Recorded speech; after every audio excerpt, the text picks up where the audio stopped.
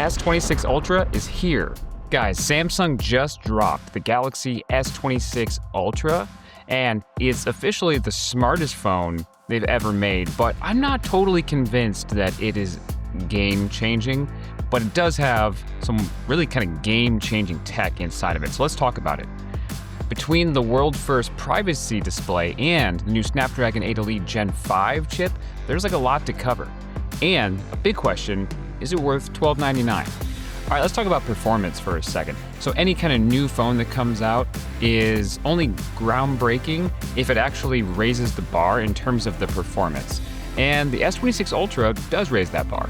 So we're talking about like a 19% CPU boost, which is decent.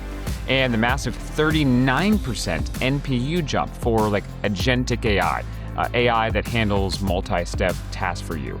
Now, Samsung has been kind of all in on AI features, and truthfully, I think it's paid off well for them. I was very impressed when I had an S25 Ultra with those AI features on it. I mean, really, Apple has an awful lot of catching up here to do. So anything that boosts that above and beyond what they were already doing, I'm all in for. Now, we have to talk about the brand new big flashy feature that Samsung actually added to this phone versus the S25 Ultra, and that is the privacy display.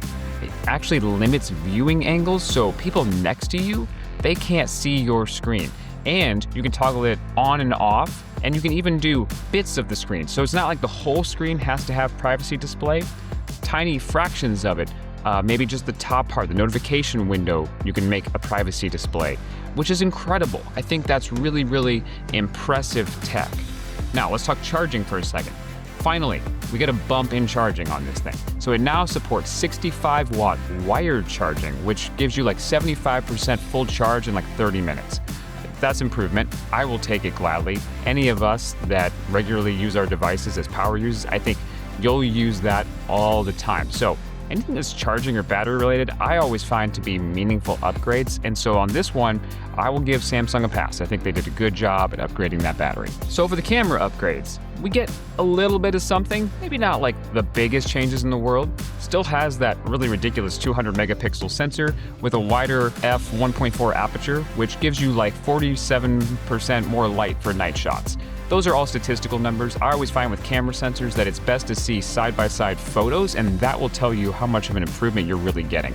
So I'd wait to see kind of what we are gonna experience here. On the zoom side, there's a new 50 megapixel 5x telephoto with supposed improved vivid colors. I mean, Samsung does really good with colors on their devices in terms of photography or even display. So it could be true. Let's find out what happens when people can actually take some side-by-side photos. I think that'll be interesting to see, but I'll never be upset about a bigger, better telephoto camera. So, sounds great. One feature that I thought actually was really cool, and I don't know about you, I don't have the most stable of hands. I mean, when I'm taking photos, it's not like I'm doing this, but any kind of movement, just even a little bit, really kind of squashes the immersiveness of video for me. So they really have this super steady video lockdown now with Horizon Lock, which is great for anyone that is doing content creation, but really, if you're just taking home photos and videos and stuff, I think it's good for you too.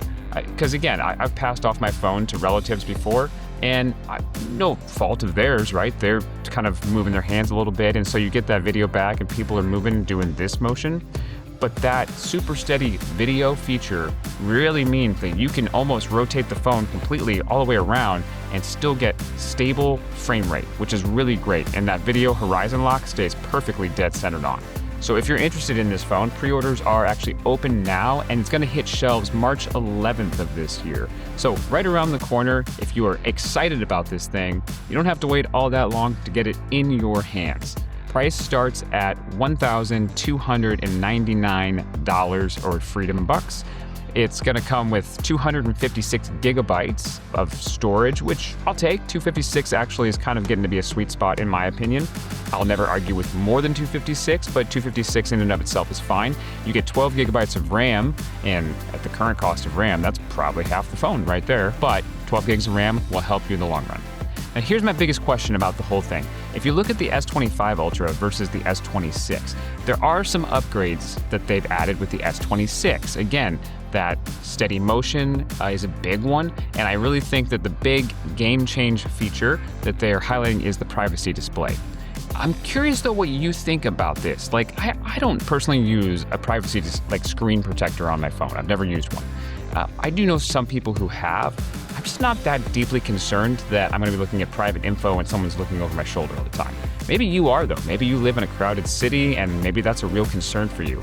So my question is, do you think that that's a game changer, or is it just gimmicky? I would love to know your thoughts. For me, I think it's really amazing technology. I think it's definitely something that will have future application to it.